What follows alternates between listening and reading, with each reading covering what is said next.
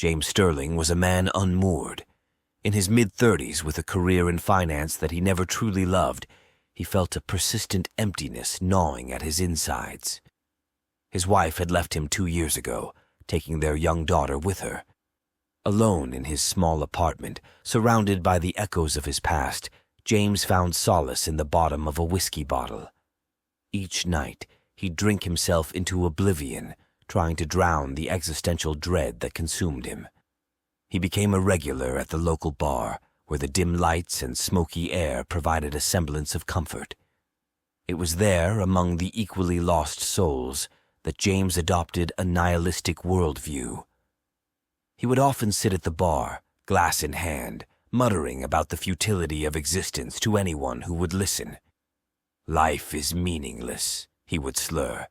"We're all just dust in the wind, floating towards oblivion." For a while, this belief allowed him to numb the pain. But as the months passed, the alcohol lost its ability to shield him from his thoughts. The void within him seemed to grow larger, and James began to seek out new ways to fill it. It was then that he discovered drugs. His descent into addiction was swift. He started with cocaine, which gave him a fleeting sense of euphoria and purpose. For a brief moment, he felt alive, like he could conquer the world. But as the high wore off, the emptiness returned with a vengeance. So he tried heroin, hoping to escape his reality entirely. It worked, but only temporarily. Each time he came down, he sank deeper into despair. One night, after a particularly brutal come-down, James found himself lying on the floor of his apartment, staring at the ceiling.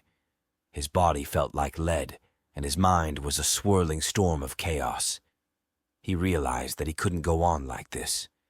The drugs were killing him, and he was no closer to finding meaning in his life. In his desperation, he turned to existentialism.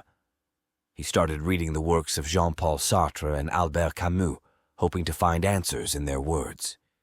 He learned that while life might be inherently meaningless, it was up to each individual to create their own meaning. This idea resonated with him, and he began to see his struggles in a new light. He started attending therapy and joined a support group for addicts. It was there that he met Claire, a former addict who had managed to turn her life around. She was intelligent, compassionate, and had a way of making James feel understood. With her help, he began to piece his life back together. James found a new job as a counselor at a rehabilitation center. Helping others gave him a sense of purpose, and for the first time in years, he felt like he was making a difference. He poured himself into his work, determined to make up for the years he had lost to addiction.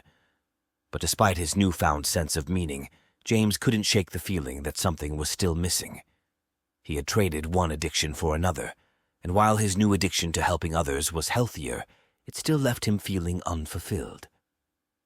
It was during one of his late-night reading sessions that James stumbled upon the philosophy of absurdism. The idea that life was inherently absurd and that the search for meaning was a futile endeavor struck a chord with him. He realized that he had been trying to force meaning onto his life rather than accepting its inherent absurdity. The concept of embracing the absurdity of life was liberating. It allowed him to let go of his constant need for answers and to simply exist in the moment. He began to find joy in the little things: a warm cup of coffee in the morning, a beautiful sunset, a heartfelt conversation with a friend. He no longer needed to understand the grand purpose of life. It was enough to just be. But even as he embraced absurdism, a new curiosity began to take root in his mind. He started to wonder about the possibility of an afterlife. It was a question that had always seemed irrelevant to him, but now, in the quiet moments of reflection, he found himself pondering what might come after this life. He read books on various religious and spiritual beliefs, exploring everything from Christianity to Buddhism to New Age mysticism. While he remained skeptical of any definitive answers, the idea of an afterlife provided a new dimension to his understanding of existence. It was a comforting thought, one that allowed him to see his life as part of a larger tapestry. James never found a definitive answer to his questions about the afterlife, but he came to accept that uncertainty was a part of the human experience. He learned to live with the questions rather than seeking definitive answers, and in doing so, he found a sense of peace that had eluded him for so long.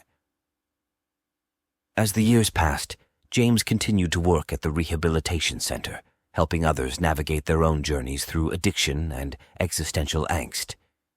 He never forgot his own struggles, and he used his experiences to connect with those he helped. One day, while sitting in his office, James received a letter from his daughter. She was now a teenager, and she wrote about her own struggles and triumphs. She told him that she was proud of the person he had become and that she hoped to visit him soon. James felt a surge of emotion as he read her words. For so long he had been searching for meaning, and now, in the simplest of ways, he had found it. It wasn't in the bottom of a bottle, or in the fleeting high of drugs, or even in the philosophical texts he had devoured. It was in the connections he had made, the lives he had touched, and the love he had found. In the end, James realized that life was a journey, not a destination. It was a series of moments, each one imbued with its own unique meaning. And as he looked out the window at the setting sun, he felt a deep sense of gratitude for the path he had traveled.